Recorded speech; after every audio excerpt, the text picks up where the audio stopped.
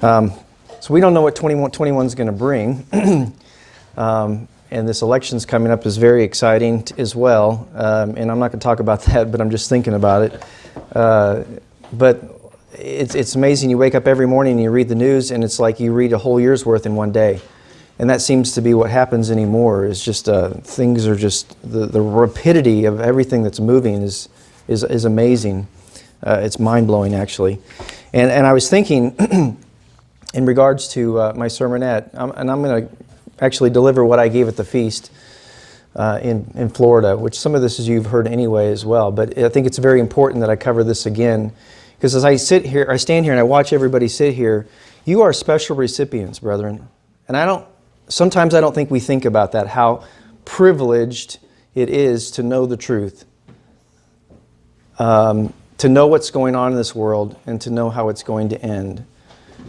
And I think back in regards to that, with this special privilege that we have, we think back to our forefather Abraham and the message that was given to him, the truth that was given to him so many years ago. Remember, he was called out of Mesopotamia into the promised land.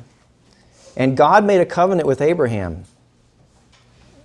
He needed somebody he was going to, give this special blessing to. And we look back in many ways as Abraham is the beginning of our story on our trek towards the kingdom, because Abraham was the father of the faithful. And he was the patriarch of a great family that God was creating on this earth and is creating. He's the father of a great family. And that's the point. God is creating a family.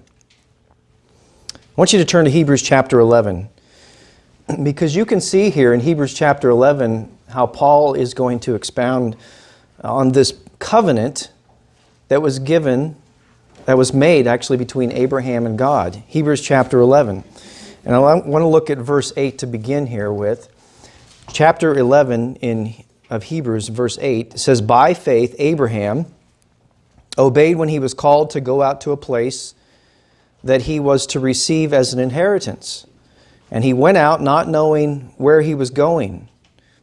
And by faith he went to live in the land of promise, as in a foreign land, living in tents with Isaac and Jacob, heirs with him of the same promise." I want you to notice here this inheritance that he's talking about. It's an inheritance that's a promise. "For he was looking forward to the city that has foundations, whose designer and builder is God. And by faith Sarah herself received power to conceive, even when she was past the age, since she considered him faithful who had promised. Therefore from one man, and him as good as dead, were born descendants, as many as the stars of heaven, and as many as the innumerable grains of sand by the seashore. These all died in faith, not having received the things promised, but having seen them and greeted them afar off, and having acknowledged that they were strangers and exiles on the earth." The promise to Abraham was one complete covenant. It was one covenant he made. That was the promise. And we tend to break this down into two parts: the spiritual blessing of grace, that all peoples of the earth would be blessed through him. And we recognize this as the promise being passed down through Judah, from which the Messiah would come, and his death, that is Jesus' death, would then offer atonement for sins, blessing all mankind. And that's the way we've traditionally looked at this. And that's true. But it's not the whole picture. There's another part of the promise, just as important, one that we easily dismiss, and then there was the promise of national greatness. But all part of the same covenant. All one covenant, or the inheritance promise. But notice what he says in verse 8. "Go to a place to receive an inheritance." It's everything. It's all together. We try to tease it out, but it's all one. It's all one inheritance. It was for a specific reason, when we come back to this national greatness, the national inheritance, that God passed this on down through Joseph. I'm going to come to that in a minute. But Paul wrote about the people of great faith in Hebrews 11. He wrote about the promise of national greatness and inheritance, and he talked about the descendants as the stars of heaven, of which you all are, of which the ones that came before us, they never saw the promise, it says. Never saw it. Never saw the inheritance. So, brethren, I've asked the question before and I'll ask it again. Have you ever considered that you are living in the very time that God said one of these promises will be fulfilled? As you sit here and you look at this world around you, the greatness that we have in this wonderful country, this is not some little thing to cast aside. Oftentimes people say, well, that's just physical blessings. That's not really that important. It's vastly important. This goes to the heart of who God is, the sureness of His promises, the character of His being. You see, a special birthright blessing of inheritance was given to the descendants of Joseph. And the blessing that was conveyed upon Abraham was transferred, to Isaac and then to Jacob. And then, of course, you remember the story in Genesis 48 where it came time for that blessing to be passed on to Joseph, and he brought his two sons, Ephraim and Manasseh. And as the story goes, he brings them before his father, Jacob, and Jacob crosses his hands on Joseph's sons. And he says, not so. Or he said, no, Father, this is the firstborn. He goes, no. He goes, he'll be a great nation, but this truly will be greater. This one will be greater. And you can read about that in Genesis 48. But as we know, the birthright blessing was delayed due to the sins of Israel, and they were punished 7 times for their sins, with the birthright being delayed till about 1800, let's say, in what the Bible calls the last days. That's what it says. It's the last days. Now, you might take some time to go back and read Genesis 49, and I want you to review at some point the wonderful blessings that were to be conferred upon Joseph's two sons, as it says specifically, in the last days. Now, when the northern tribes of Israel were taken captive by Tiglath-Pileser, the king of Assyria, in 721, they eventually migrated right through the northwest European area and then into the British Isles. We all know the story. God was separating Ephraim and Manasseh by bringing people to America in search of religious freedom. As the pilgrims had gone to the Dutch lands and to the Netherlands, I believe it was, and they didn't want their children to be assimilated into the nation. They saw that they were becoming a part of them. They wanted to pull them out. And so they went back to Britain, and then left from Plymouth and went down to America.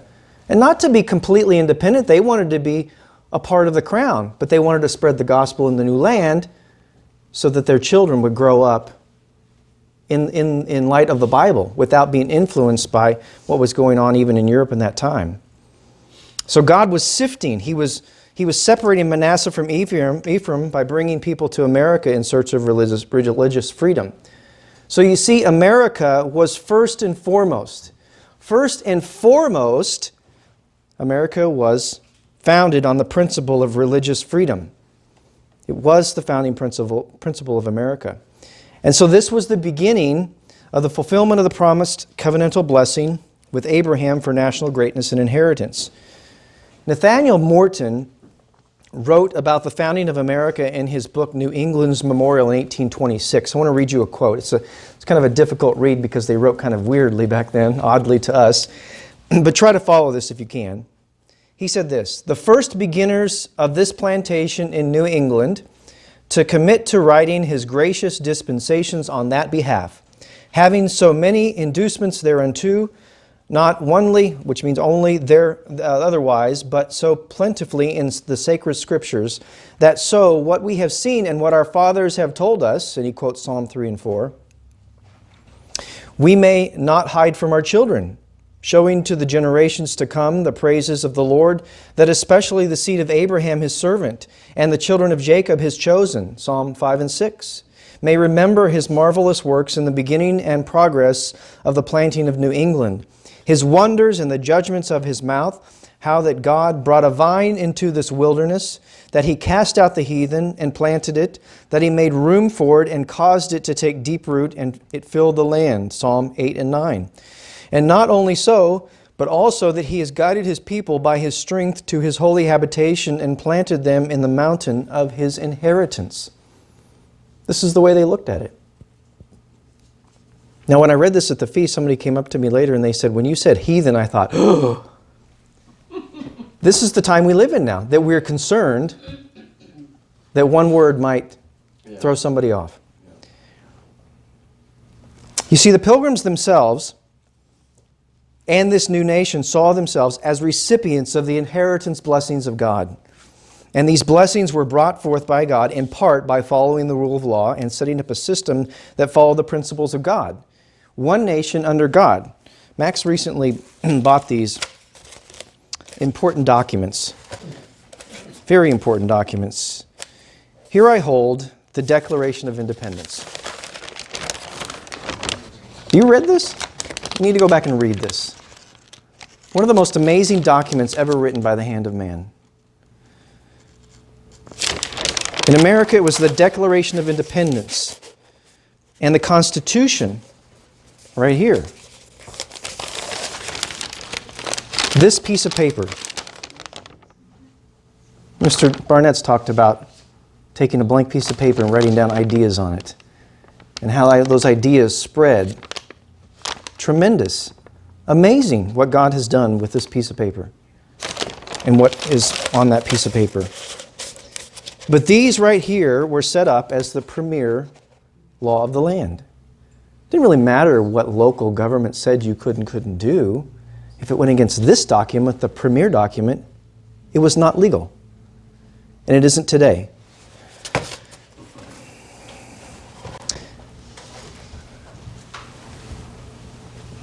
John Adams said this. He said, "Our Constitution was made for a moral and religious people. It is wholly inadequate to the government of any other." So when Dianne Feinstein says to somebody on the committee concerning Amy Coney Barrett, "I'm concerned about your internal compass of religiosity. That scares me," is what she says, that you're religious. It scares me that she's not religious, because that's what John Adams said, right? Our Constitution was made only for a moral and religious people. It is wholly inadequate to the government of any other. That's an amazing statement. When James Madison frames the Constitution, he had studied all the governments around the world and throughout history to determine the best way to set up the new government in America. Its primary influence was the Bible. And the other people that he drew from, for instance, John Locke, Montesquieu, we know he drew from him, Harrington, I think Thomas Hobbes in some respects, were all heavily influenced by the Bible. And it is by far the best law document, this right here, by far the best law document ever created by the hand of man, because it listened to the words of God. There is no better document in the history of mankind. If the Constitution is defective, brethren, I would submit to you that it is primarily because the people are not moral and they're not religious, and is therefore wholly inadequate. How do you govern a people that's not moral and religious? You see, the blessings bestowed upon Joseph's descendants by God have been for the greatest good in the history of the world.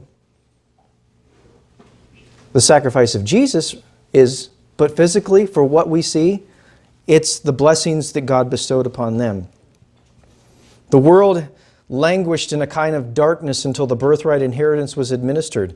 And this is the very reason that these blessings were given in the first place. Birthright inheritance was given to support and aid the rest of the family first, and then those outside the circle second. In biblical history, we know that the firstborn's responsibility was to take care of the family. And it's the responsibility of the descendant firstborns to take care of the family. The family of Israel, and we've seen that through America and Britain taking care of the family of Israel, the peoples of Northwest Europe, European continent, and then the rest of the world second. America has been the greatest good, pulling many people out of poverty. In fact, I learned just the other day that in the last 15 years, the blessings of the free market have pulled 1 billion people out of poverty. 1 billion in 15 years. Alexis de Tocqueville, a Frenchman who was the keenest observer of the early American Republic, praised America's separation of church and state while extolling America's union of the spirit of religion and the spirit of liberty as the key to its success. Tocqueville identified religion as perhaps the greatest bulwark against a descent into tyranny. Tocqueville said that America's religion is the first political institution. What? Religion? Yes, religion is the first political institution. It is the primary focus of this nation. And its manifestations are the blessings of liberty, a shining city set upon a hill as a model nation, which have been exported throughout the whole world and have buoyed everyone else up. But what we see happening today in this world around us in regards to critical race theory, what they call white privilege, is nothing more than an all-out assault on Joseph's inheritance and proxy war on God himself. Whiteness must be attacked. You are inherently racist, they say today, if you are white. Religious institutions must be attacked. Religion's the enemy of the state. Economic theories must be attacked. Free market system is evil. This is what they say, in an attempt to steal away the birthright blessings and thwart God's plan for mankind. It's saddening because America's economic system, as imperfect as it may be, has educated over 300 past or current world leaders and taught them how to implement free markets and liberties in their countries. Oh, it goes so far. It's unbelievable. And because of the partnership that's taken place, we have the lowest amount of poverty, the lowest amount of starvation, the highest income levels ever recorded in the history of mankind prior to COVID. Why? Because the shining city set upon a hill, that is America, sits as the greatest force of good this world has seen. It's kept evil forces at bay for the past 300 years. Now, why is this important? Because just as God gave his inheritance blessings to the sons of Joseph to be models for the world today, they are also for the world to come as well. The firstborn is to lead. The firstborn is to set an example, to provide and care for the rest of the family. And just as the firstborn of Joseph has done that here in the last days, as imperfect as it may be, and you can point to all sorts of imperfections, Joseph will do it again in the millennium, as well as God unites all the tribes together, all of them together, because remember that all of them under the name of Israel is considered the firstborn. Look at Jeremiah chapter 30, if you would. Jeremiah chapter 30, we'll turn to a couple scriptures here real quick as we end. Jeremiah chapter 30 and verse 3, and I want you to notice who it is that God will bring out of tribulation with a high hand. He'll bring a nation out with a high hand. Jeremiah 30 verse 3. For see, the days come, says the Eternal, I will bring again the captivity of my people, Israel and Judah, says the Lord, and I will cause them to return to the land that I gave to their fathers, and they shall possess it. And again over in Isaiah chapter 11. Go ahead and turn to Isaiah chapter 11. I want you to look at this beautiful imagery. Actually, it's prior to this. You can see it. Remember the imagery of a child leading the lion, or the child leading the wild animal, the lion and the lamb laying down together, or the wolf as it says. But they're leading tamed animals. But notice what Isaiah says about the second Exodus. In Isaiah chapter 11 and verse 11, then it will happen in that day, or on that day, that the Lord will again recover the second time with his hand the remnant of his people, who will remain from Assyria, Egypt, Pathros, Cush, Elam, Shinar, Hamath, and from the islands of the sea. And he will lift up a standard for the nations and assemble the banished ones of Israel, and will gather the dispersed of Judah from the four corners of the earth. In verse 15, the Lord will utterly destroy the tongue of the sea of Egypt, and he will wave his hand over the river with his scorching wind, and he will strike it into 7 streams and make men walk over dry shod. We've all seen the story, heard the story before. And there will be a highway from Assyria for the remnant of his people who will be left, just as there was for Israel in the day that they came up out of the land of Egypt. I think another section of Scripture says they will no more remember the first Exodus, it's going to be the second one. God will bring his firstborn son, Israel, out of captivity into the millennial reign of Jesus Christ. The family of Israel, which is Jacob, his heart will be turned from stone to flesh, and they will then show the rest of the world how the Lord God reigns in the lives of his believers in a more powerful way than they have ever done in even this age. His first political system will be his religious institutions. That's the way it will be. And Israel will finally fulfill the purpose of his birthright blessing, to be a model nation to the rest of the world that are left, to proclaim the mercies of God and to export liberty throughout the nations. And then I want you to turn to Zechariah chapter 8 and look what will happen as a result, because of the example that God's family now sets for the rest of the world. They need to be taught.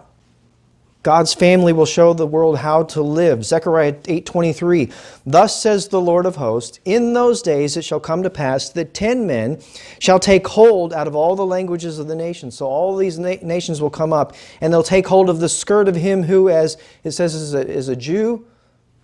I take it to be an Israelite, because it's the whole clan, saying, "We will go with you, for we have heard that God is with you." How do we live? How do we behave? How do we get the blessings that you receive? And the descendants of Joseph are going to say, this is how you do it. This is how it works. And all the families of the earth, where we've heard that before, all the families of the earth will be blessed because of the covenant that God made with Abraham. And the blessing is complete when all the nations of the earth will see the works of the model nation of Israel, and freedom will be exported throughout the earth. All nations will want to learn about God and then be grafted into that true vine of Jesus Christ. Everyone will then be true Israelites, the firstborn of God, living together in peace, in harmony, as the family of God, just the way our Father had intended from the very beginning.